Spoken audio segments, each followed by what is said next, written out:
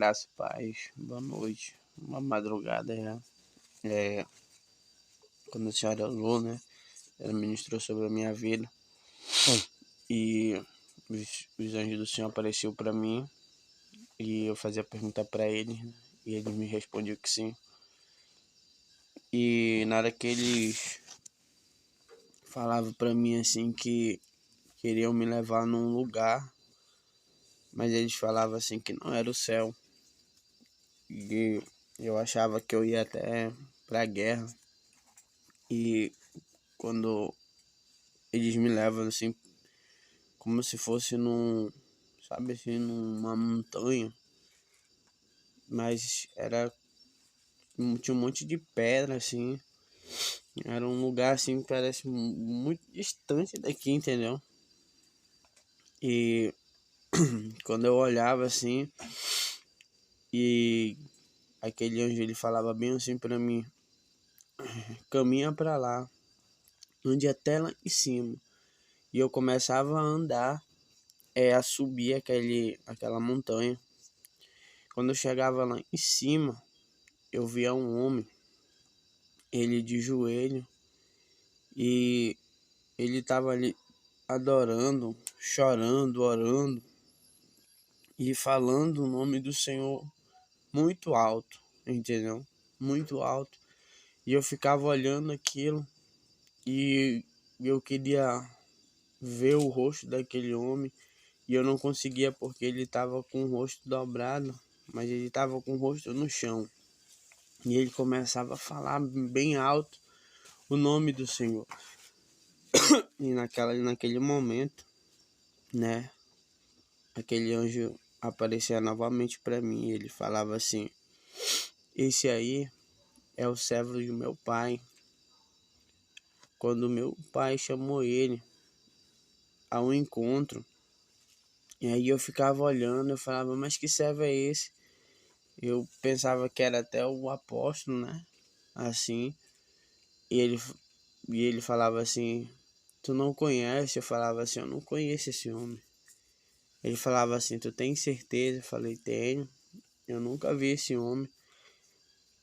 E ele falava assim: esse homem foi um grande libertador do povo do meu pai. E eu ficava assim: mas quem é esse homem? E ele falava assim: o próprio Senhor vai descer aqui e vai te falar. Na hora desceu um brilho muito forte na hora que aquele homem estava orando, entendeu? E aí o Senhor chamava ele e naquele momento ele chamava bem e ele começava a falar assim: levanta, céu, se levanta. E aí na hora aquele homem abriu os olhos assim e via uma claridade muito grande, como eu estava vendo. E o Senhor começava a falar com ele. E ele tinha muitas perguntas a falar com o Senhor. E parece que as mesmas perguntas que aquele homem tinha na sua boca, é como se eu também tivesse a mesma pergunta, entendeu? É como se fosse a minha mente na mente daquele homem. E ele começava a perguntar do Senhor, né? Por que o Senhor tinha escolhido, né, ele para fazer aquilo? E o Senhor falava bem assim, ó: eu escolhi você para ser libertador do meu povo, porque eu vim dentro do seu coração uma necessidade de libertar o meu povo, a qual eu não tinha visto em nenhum. E é por isso que eu te escolhi. E naquele momento eu falava assim, e eu começava a orar, né? E eu falava assim: Senhor, por que tu escolheu nós para que a gente passasse por tudo isso, para que a gente passasse por todas essas lutas? E o Senhor falava bem assim, ó: eu derramei meu dom sobre vocês. Sabe por quê? Porque eu não via em ninguém a mesma força de vontade de vocês saírem de dentro da casa de vocês e ir no lugar onde eu mandei. Ele falava assim que ele tinha derramado esses dons na nossa vida, porque o Senhor queria algo a mais. E ele falava bem assim, ó, aquele homem que estava orando, que estava clamando por mim, era Moisés. E eu falava assim, Moisés? Ele falou, é. Por muitas vezes, ele veio até mim se questionar por que eu tinha escolhido ele. Porque ele via muitas lutas e ele não conseguia ver por que ele passava por tudo isso. Mas é porque eu queria dar algo ainda mais para ele, que era a vida eterna. E ele falava bem assim, ó, é por isso que hoje eu escolhi vocês para levar a minha palavra. É por isso que eu derramei esses dons na vida de vocês. E vocês têm se perguntado por que as lutas. Sabe por quê? Porque muitas vidas estão se rendendo. Assim como aquele povo um dia clamou por libertação, muitos fora clamam por isso. Clamam pela minha palavra, pela verdadeira palavra. E cada vez que vocês vão e levam essa palavra verdadeira, o diabo ele se levanta, mas para derrubar, porque ele sabe que eles estão perdendo o território. Ele falava para mim, e eu falava assim, Senhor, mas a gente não quer mais viver esse tempo de atribulação, que às vezes a gente não tem capacidade de suportar tudo isso. Ele falava assim, enquanto vocês estiverem clamando e adorando, assim como o meu servo fazia, eu tenho dado força necessária para vocês se manter de pé. Aí ele falava bem assim, ó, o meu povo, ele está clamando, mas ainda não abriram a boca. Mas quando o meu povo clamar e abrir a sua boca de uma forma diferente, eu vou enviar vocês para que façam algo no meio do meu povo brasileiro. Ele falava desse jeito. O meu povo brasileiro ainda não está clamando do jeito que eu quero. É por isso que tem acontecido tudo isso, ele falava, entendeu? Ele falava, mas continue orando, continue clamando, assim como o meu servo. Perguntas que vocês têm, eu tenho resposta para todas, mas que vocês continuem clamando. E aí ele sumia, né? E quando ele sumia, eu via em cima daquele lugar, daquela montanha, um monte de anjos assim rodeando. E ele falava assim para mim, tá vendo?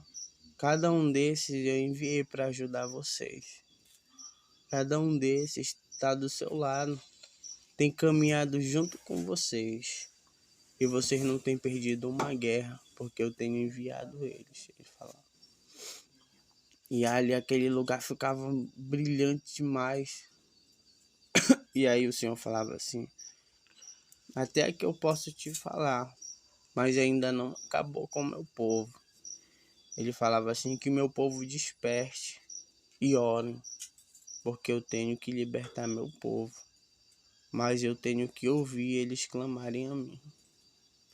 Aí daí eu voltava, aí a senhora orava novamente, e o Senhor fazia eu ir para a guerra. E eu ia num lugar, tinha uma bacia muito grande, mas eu via muita escama de peixe, não tem? Umas escamas grandes assim. E aquele anjo falava bem assim para mim, foi feito um grande sacrifício para que o povo não abra os olhos, mas que eles continuem cegos. Ele falava assim, você vai ter que guerrear. E eu começava a guerrear, guerreava. E eu guerreava pelas nossas vidas, eu guerreava pela vida do Edilson, do Manuel, né? E ele falava assim, que Satanás estava tentando de todo jeito parar aqueles dois. Porque só eles parando, não tem oração dentro do templo. Enquanto eles estiverem de pé, eles falavam que ainda tem uma grande possibilidade deles perderem essa guerra, entendeu?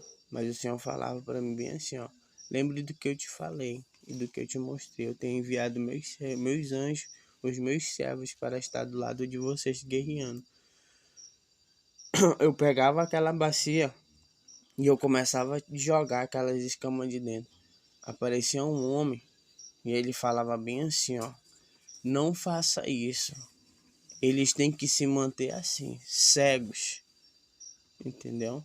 Eles não podem ver o que está acontecendo, porque se eles verem, nós vamos ser destruídos. Ele fala. Aí eu falava bem assim para ele, eu falei assim, mas eu vim aqui para fazer a vontade do Senhor e eu vou quebrar isso. E ele falava assim, não faça isso. E eu falava, não, eu vou fazer. Ele falava, o que você quer para deixar isso aí? Eu falava assim, eu não quero nada. Você não tem nada para me dar. Você é um derrotado. Quando eu quebrava aquele negócio, ele ficava com uma fúria. É como se saísse algo de dentro daquele homem, uma mancha preta. E ele caía no chão. Na hora que ele caía no chão, aquele anjo, ele descia e me abraçava e me puxava dali. Ele falava, chega, até aqui você pode guerrear. E eu voltava.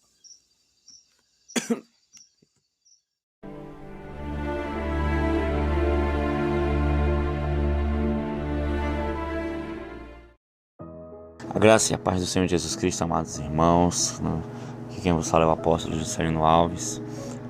Quero começar meu comentário acerca dessa experiência com uma palavra que está lá em Romanos capítulo 5, versículo 3 e 5, que diz assim: não só isso, mas também nos gloriamos nas tribulações, porque sabemos que a tribulação produz perseverança, a perseverança é um caráter aprovado, e o caráter aprovado esperança, e a esperança não nos decepciona, porque Deus derramou seu amor em nossos corações por meio do Espírito Santo que Ele nos concedeu. Amém, amados irmãos? Que experiência tremenda, né? Você pode ouvir o barulho dos grilos, né? Nós estávamos no sítio Shalom quando foi gravada essa experiência, né? Tremenda demais, né? Os irmãos que o Everton cita aí, irmão Edilson, irmão Manuel, né? São os irmãos que ficam na frente da igreja quando viajamos. E você vê, né, a experiência tremenda a qual ele falou com Moisés, né, a qual ele, né, foi dado como exemplo. E assim devemos ser nós, irmãos, perseverantes, né, mesmo diante de lutas, mesmo diante de grandes desafios, mesmo diante das grandes muralhas, mesmo diante de gigantes. O Senhor nos escolheu para uma obra grande, o Senhor nos escolheu para algo tremendo, algo poderoso. Amém? Quando digo nós, não é só nós aqui, é você também. Amém, queridos? Então nós temos que correr, como diz o apóstolo Paulo, né, para cumprir o nosso propósito em nossa vida. Amém, apóstolo? Experiência forte, né? Amém, apóstolo, muito forte essa experiência, né? Porque Moisés, quando Deus escolhe Moisés, ele tinha alguns problemas particulares, né?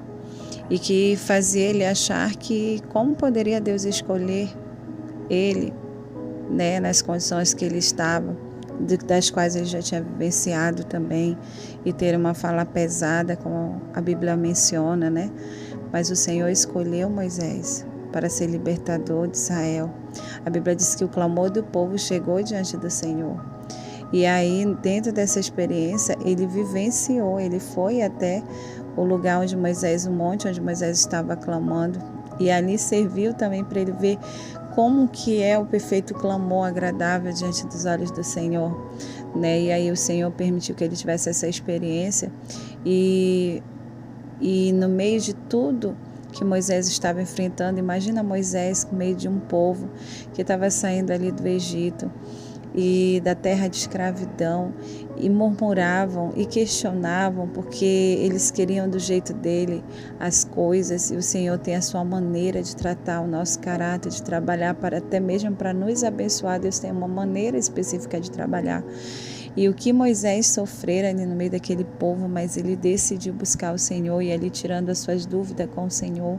E que palavra tremenda, né? Que palavra tremenda sobre perseverar, mesmo por que Deus nos escolhe pra gente, e a gente acaba passando por tantas lutas, tantos desafios, né? Que a gente muitas vezes chegamos a pensar que Deus errou em ter nos escolhido, ou que Deus não é conosco, enquanto de fato as adversidades vêm para moldar o nosso caráter, né? Para que verdadeiramente a nossa fé tenha um alicerce solidificado na palavra do Senhor.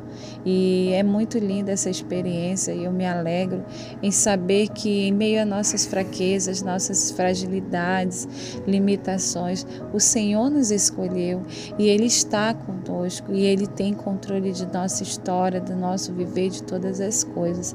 E eu fiquei muito feliz com essa experiência, e ver também o nível de guerra e saber que o adversário não para de trabalhar, mas os anjos do Senhor, e como diz a Bíblia, estão acampados ao nosso redor para nos livrar e nos guardar de todo o mal, né? E eu me alegro com o cuidado de Deus. Amém, apóstolo? Amém. Vamos orar então, apóstolo? Amém.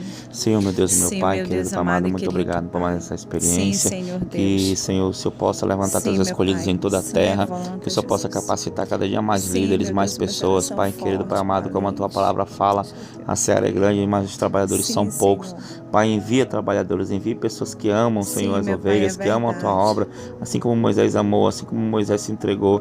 Pai, que Sim, possamos meu também Pai. se entregar a cada dia, Senhor, a tua vontade, ao teu propósito em nossas Aleluia. vidas, Pai. Então, que essa mesma unção, Pai, que o Senhor tem derramado em nossa vida, recaia sobre a vida dos teus Sim, servos, dos meu teus Pai. filhos também, Pai querido, Pai amado. E muito Sim, obrigado, meu Pai, Pai. em nome de Jesus. Amém Amém, e Jesus. amém. Que Deus abençoe a todos, em nome de Jesus. Shalom. Tome posição como um soldado forte. Não perca o teu alvo, desafia até a morte. Mesmo subjugado, atingido e humilhado, não desça do seu barco, a vitória é do outro lado.